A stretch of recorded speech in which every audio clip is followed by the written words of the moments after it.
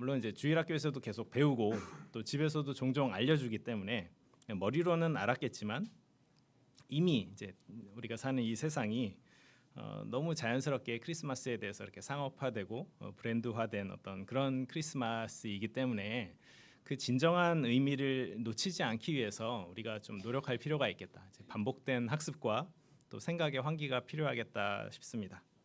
뭐 아이들만 그럴까요? 뭐 어른들도 마찬가지 아닐까 싶습니다. 경제가 어렵고 사회가 혼란해서 그런지 모르겠지만 개인적으로 올해처럼 크리스마스의 분위기가 안 나는 때도 없었던 것 같아요. 그런데 다르게 생각을 해보면 크리스마스는 어두운 세상에서 소망 없이 살아가는 그런 사람들에게 구원자가 등장한 사건이죠. 어쩌면 지금 대한민국 상황에서 가장 필요한 소식일지도 모르겠습니다. 희망이 보이지 않는 세상에 구원자가 등장한 사건이 바로 크리스마스의 유래이기 때문입니다. 너무 당연한 말이지만 크리스마스의 주인공은 산타클로스도 아니고 우리 아이들도 아니죠. 우리의 구원자이신 예수님이십니다. 그 이야기를 좀 해보려고 합니다. 우리가 성가대 찬양을 너무 이렇게 즐겁게 듣느라고 본문을 잊어버리셨을지 모르겠지만 이사야 40장을 읽었습니다. 이사야 40장은 전통적으로 메시아의 예언으로 이렇게 이해되어 왔고요. 그리고 우리는 이 예언이 이미 성취된 그런 시대를 살고 있습니다. 그런데 이사야가 이 예언을 하던 그 시대 당시에 살던 사람들에게는 이 말씀이 조금 다르게 들렸을 겁니다. 그것은 나라가 망하고 포로 신분이 되어서 타향에 끌려가서 살아가던 그런 이스라엘 백성들이 다시 자유를 얻고 고향으로 돌아가게 될 것을 말하는 어떻게 보면 해방의 그런 기쁜 소식으로 들렸겠죠. 실제로 남유다를 멸망시켰던 바벨론 제국이 다시 망하고 고레스 왕제가 페르시아 제국을 이렇게 세우면서 각 지역에서 포로로 끌려온 사람들을 다 이렇게 풀어주고 또 원래 자기들의 나라로 돌아가게 했던 그런 기록이 역사에 남아 있습니다. 이때 유대인들도 예루살렘으로 귀환하면서 이 예언이 1차적으로 이렇게 성취를 이루었죠. 근데 그럼에도 불구하고 복음서를 쓴 사복음서 모두에 공통적으로 나오는 것은 이 하나같이 예수님의 탄생을 이 본문이 성취된 걸로 이렇게 이해하고 있다라는 겁니다. 마태복음 3장 3절에서도 그렇고요. 마가복음 1장 2절 3절에서도 그렇고요. 누가복음 3장 4절 그리고 요한복음 1장 23절 그러니까 사복음서 전체에 오늘 우리가 읽은 이 본문 이사야서의 이 말씀이 예수님의 탄생과 맞닿아서 같이 나오고 있습니다. 복음서에 따르면 여기서 우리가 말하는 이사야가 말한 이 외치는 자의 소리는 세례 요한이죠. 그리고 그 세례 요한의 임무는 사람들에게 여호와의 길을 예비하도록 외치는 거였습니다. 그런데 우리가 알다시피 세례 요한은 실제로 뭐 도로 포장을 하지는 않았죠. 사람들에게 길을 만들어라 뭐 이렇게 지시하지도 않았습니다. 세례 요한은 사람들에게 회개를 촉구했습니다. 그들이 진심으로 하나님께 돌아올 것을 호소했습니다. 그러니까 이것은 여호와의 길을 예비한다라는 것이 눈에 보이는 어떤 그런 길을 만드는 것과는 상관이 없다라는 것을 우리에게 알려줍니다. 마음의 문제라는 것이죠. 자, 그러면 여호와의 길을 예비한다라는 건 무슨 의미일까요? 오늘 본문 바로 앞에 있는 우리가 3절부터 5절을 읽었는데 앞에 1, 2절을 보시면 제가 읽어드리겠습니다. 너희 하나님이 이르시되 너희는 위로하라 내 백성을 위로하라 너희는 예루살렘의 마음에 닿도록 말하며 그것에게 외치라 그 노역의 때가 끝났고 그 죄악이 사함을 받았느니라. 그러니까 하나님이 자기의 백성들을 위로하시고 또 그들에게 형벌의 시간이 끝났다라고 선언하시는 장면이 1절과 2절에 나옵니다.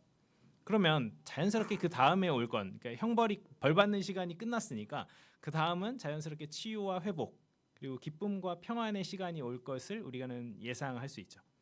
근데 이 앞으로 오게 될 이 회복이라는 것이 단순히 그냥 이전의 수준으로 그냥 돌아가는 그런 정도가 아닙니다. 이거는 하나님의 백성들이 그 전에는 결코 경험해 보지 못한 수준의 전혀 새로운 일이 일어날 것이라고 예고하는 것이죠. 그래서 이 소식도 특별하게 전해집니다. 3절을 다시 보겠습니다. 외치는 자의 소리여 이르되 너희는 광야에서 여호와의 길을 예비하라 사막에서 우리 하나님의 대로를 평탄하게 하라. 하나님께서 전령을 광야로 보내십니다. 전령이 전하는 내용은 두 번에 걸쳐서 강조되고 있는데 사실은 이제 한 가지죠. 우리가 이제 히브리어를 보면 어떤 내용을 강조할 때 반복을 사용하죠. 그걸 이제 평행법이라고 부릅니다. 그러니까 여기도 광야와 사막, 여호와 하나님, 그리고 길, 대로, 예비하라, 평탄하게 하라, 이제 같은 의미의 어떤 그걸 이제 다른 표현으로 이제 반복함으로써 이걸 강조하고 있는 겁니다. 그러니까 내용은 간단하죠. 그동안 선지자들을 통해서 말씀하시던 하나님께서 이제 친히 오실 것이니까 준비하라는 겁니다. 고대 세계에서 그 왕이나 어떤 신분이 높은 고관들이 어떤 행차를 하면요, 미리 사람을 보내서 그 길을 준비하는 그런 관습이 있었습니다.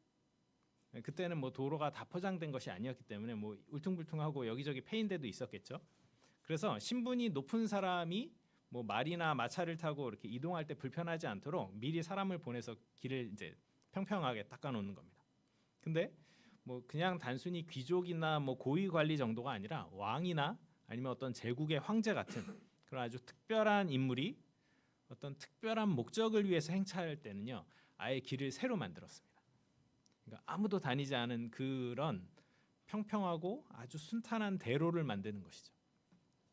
우리가 3절이 보여주는 그림이 그런 겁니다. 특별한 존재가 오실 텐데 그 존재는 다른 어떤 사람이 아니라 무려 여호와 하나님이시라는 거죠. 근데 그 여호와 하나님이 오시는 길이라면, 그리고 그 길을 만들어야 된다면 좀 좋은 데로 만들 수도 있잖아요. 왜 하필 광야일까? 이스라엘 백성들이요, 광야를 떠올리면 자연스럽게 출애굽을 연상했을 겁니다. 자, 우리는 지금 노벨 문학상 하면 누가 떠오르시죠? 네, 한강 작가. 네, 비슷한 겁니다. 그러니까 이스라엘 백성들에게 광야 하면 자연스럽게 이제 출애굽이 연상되는. 그러니까 이스라엘 백성들에게 이 말씀은 출애굽 시절에 광야에서 그들의 조상들을 인도하셨던 그 여호와 하나님께서 이제 자기들에게 오시겠다라는 말씀으로 들렸을 겁니다. 여러분, 광야는요 결코 낭만적인 장소가 아니죠. 광야는 안락하거나 풍요로운 생활과는 거리가 먼 힘들고 고생스럽고 때로는 위험하기까지 한 곳입니다. 광야는 결핍의 공간이고 벗어나고 싶은 장소입니다. 그래서 이스라엘 백성들도 광야에 들어가서 생활을 할 때 거의 대부분 불평과 원망으로 이렇게 생활했던 것을 알고 있습니다. 그런데 자기 백성들이 그렇게 불평을 하고 좀 힘들어하면 하나님께서 다시 끌고 나오시면 될 것 같은데, 하나님은 그런 광야에서 그들을 데리고 나오시는 대신에 오히려 그곳에서 그들을 먹이고 입히시면서 하나님께서 함께 사셨습니다. 이스라엘 백성들은 광야에서 구름 기둥과 불 기둥으로 하나님의 인도를 경험했죠. 만나와 메추라기를 먹었습니다. 그리고 반석에서 나오는 생수를 마셨습니다. 그 외에도 그들에게 필요한 것들은 다 공급해 주셨죠. 이 경험을 통해서 이스라엘 백성들은 하나님께서 그들의 공급자이자 보호자이시고 인도자라는 사실을 깨달았을 겁니다. 그리고 그분을 따라가는 훈련을 계속했을 겁니다. 한번 광야의 상황을 한번 생각을 해보세요. 아무리 힘들어도 불기둥이 앞에서 계속 가면 따라가야 됩니다. 아무리 갑갑해도 좀 움직이고 싶어도 구름기둥이 멈춰 있으면 멈춰서 기다려야 된다라는 걸 그들이 배웠겠죠. 마찬가지로 이사야 시대에 유대인들이 처한 상황도 광야와 같았을 것입니다. 그런데 그런 세상 속으로 하나님이 다시 찾아오시겠다라는 겁니다. 그러니까 준비하라는 거죠. 이것이 구원이 필요한 사람들에게 하나님의 구원이 임하는 방식이기 때문에 그렇습니다. 힘든 상황에서 빠져나오도록 우리를 건져내시는 것이 아니라 그 어려운 상황 속에 친히 찾아오셔서 우리와 함께 하시고 우리가 견디고 이겨낼 힘을 주시고 하나님을 신뢰하는 그런 성숙한 인격으로 자라게 하시는 것이죠. 오늘날도 마찬가지입니다. 하나님의 아들이 친히 이 광야 같은 세상에 오셨습니다. 원래 높은 사람들은요 이렇게 낮고 험한 곳에 잘 안 옵니다. 선거 때마다 정치인들이 이렇게 재래시장 같은 데 가가지고 이렇게 국밥 먹으면서 서민 코스프레 하고 이제 그렇지만 그렇다고 이 사람들이 서민이 되지는 않죠. 그러나 주님은 정말로 사람이 되셔서 낮고 낮은 이 땅에 오셨습니다.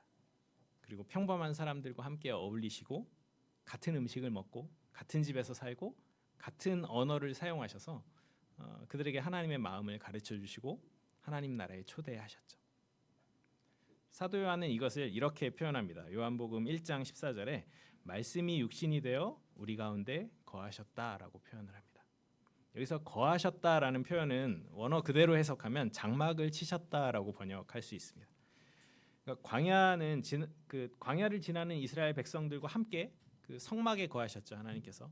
근데 그 하나님께서 이제 육체를 입은 아들을 통해서 우리 가운데 장막을 치시고 함께 거하셨다라는 뜻입니다. 이것이 하나님의 구원이라는 것이죠. 주님이 오셔야 합니다. 주님이 오시지 않으면 그 누구도 구원을 받을 수 없죠. 사람이 하나님을 찾아가거나 그분께 도달할 수 없습니다. 기독교의 메시지는 아주 독보적이고 유일합니다. 모든 종교는 자기가 노력하고 애써서 금욕을 하든 참선을 하든 이렇게 신에게 도달해야 되는 겁니다.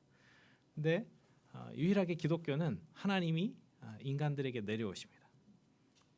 그래서 이거는 어떤 철학적인 관념이나 방법론 같은 혹은 처세술 같은 것이 아닙니다. 성경 안에도 위대한 인물들이 많이 있죠. 성경 바깥에도 훌륭한 사람들은 많이 있습니다. 근데 예수님은 그런 범주에 속하는 분이 아니라는 거죠. 따라서 그런 예수님을 내 마음에 모시고 그분을 닮아가며 그분을 따라 살아간다라는 것은 그냥 단지 도덕적으로 선하게 사는 것, 훌륭한 사람이 되는 것과는 전혀 상관이 없습니다. 예수님을 위대한 스승이나 인간의 모범으로 삼는 것은 의미가 없죠. 왜요? 우리는 평범한 위인들, 평범한 성인만큼도 못 살기 때문에 그렇습니다. 우리는 공자처럼 살 수 없습니다. 마더 테레사처럼 살 수 없어요. 근데 그것보다 훨씬 더 높은 차원인 예수님을 닮아간다? 그분이 내 안에 들어오셔서 그걸 직접 만들어 주시지 않는 이상은 불가능합니다. 이거는 덧셈이나 뺄셈도 못하는 아이한테 이렇게 미적분 가르쳐봐야 소용없는 거랑 똑같습니다. 근데 그런 위인이나 성인들도 완전하지 못하죠. 그들도 역시 구원자가 필요합니다. 그러니까 결국은 모든 인간은 구원자가 필요하다라는 겁니다. 그렇기 때문에 하나님께서 친히 이 땅에 오신 것이고 그분이 오실 길을 예비하라고 그분을 맞이할 준비를 하라고 지금 외치는 이 소리가 바로 복음인 겁니다. 광야 같은 그 험한 세상에서 소망 없이 힘겹게 살아가는 사람들에게 하나님의 아들이 찾아오셨다는 이 놀라운 소식이 바로 복음입니다. 또 하나 우리가 본문에서 발견할 수 있는 건 구원자가 오시려면 반드시 새 길을 예비해야 된다라는 겁니다.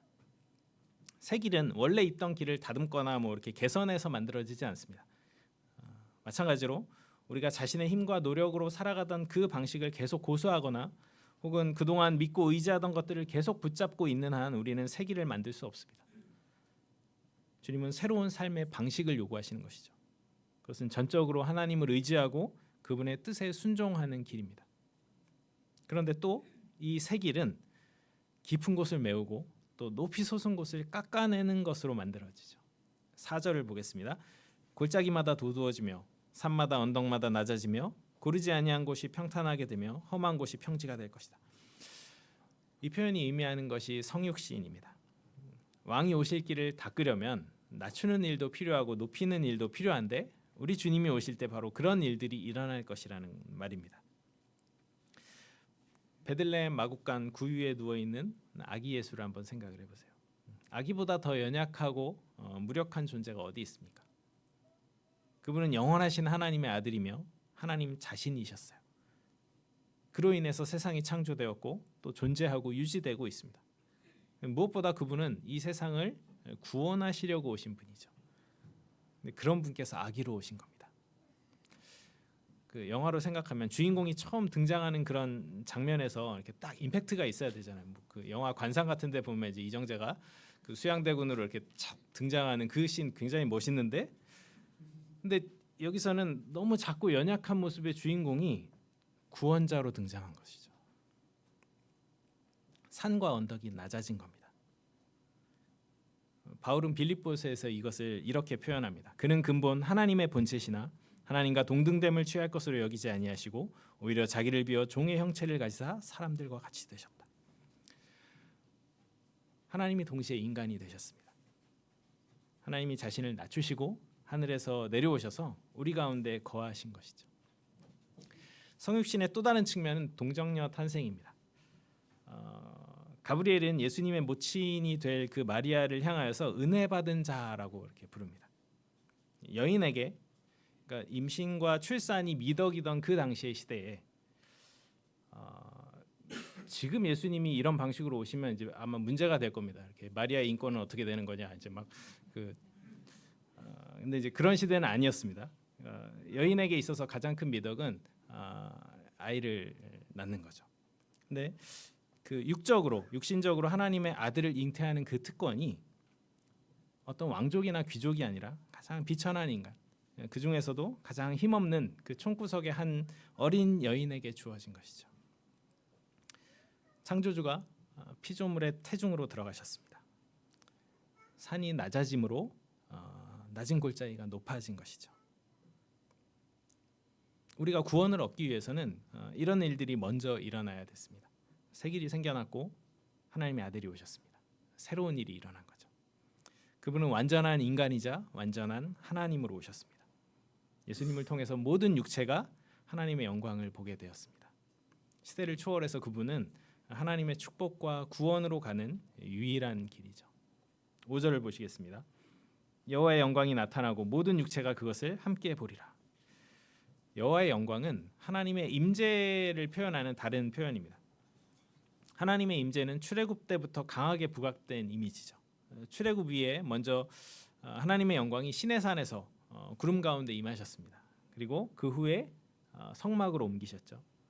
광야에서 이스라엘은 그 하나님이 자신들과 함께 계시고 함께 가신다는 그 사실을 영광스럽게도 눈으로 직접 확인할 수 있었어요. 그리고 신약 시대에 예수님께서 인간의 몸을 입고 거하실 때도 당시 사람들은 예수님을 보면서 하나님의 영광을 직접 볼 수 있었죠. 문제는 광야에서 여호와의 영광을 직접 목격한 백성들 중에도 불순종하고 하나님의 법을 거역했던 사람들이 있었다는 것이고, 예수님을 직접 만났던 사람들 중에도 그분의 말씀을 거부하고 떠난 자들이 있었다는 겁니다. 자, 이제 다시 처음 질문으로 돌아가겠습니다. 주님의 길을 예비한다라는 것은 무슨 의미일까요? 앞에서 말한 것처럼 길을 예비하기 위해서 광야에서 외치는 자의 소리가 세례 요한이었습니다. 세례 요한이 한 일은 죄 사함을 얻게 하는 회개의 세례를 주는 것이었죠. 회개라는 건 돌이키는 겁니다. 그러니까 사람들이 자신들의 길에서 돌이키도록 하는 거였습니다. 무슨 의미일까요? 하나님의 구원을 얻기 위해서는 우리는 자기가 이제껏 행했던 그런 선한 일들이 하나님 앞에 아무런 공로나 가치가 없다라는 것을 깨닫고 인식해야 된다라는 뜻입니다. 그런 일들은 주님이 보시기에 마치 누더기 같은 그런 것들이죠. 하나님께서 골짜기를 채우시고 산을 낮추시듯 겸손하게 이 땅에 오신 것처럼 우리도 교만한 마음을 낮추고 우리를 구원하러 오신 그 주님을 기쁨과 감사로 맞이할 때 구원을 얻게 되는 겁니다. 하나님 앞에서 우리가 내세울 수 있는 건 사실 아무것도 없죠. 어느 대학을 나왔는지, 자격증이 뭐가 있는지, 재산은 얼마나 있고, 직업은 뭔지, 신앙생활을 얼마나 오래 했는지, 주일에 어떤 봉사를 하고 헌금은 얼마나 하고 있는지, 이런 것과 아무런 상관없이 하나님 앞에서 자신이 한없이 낮아지는 그런 경험을 해보지 못한 사람은 아직 그분을 모르는 겁니다. 그러나 반대로 우리가 자신의 그 연약함과 죄악을 고통스럽게 인식한다면 주님이 우리를 일으켜 주시고 새롭게 해주실 겁니다.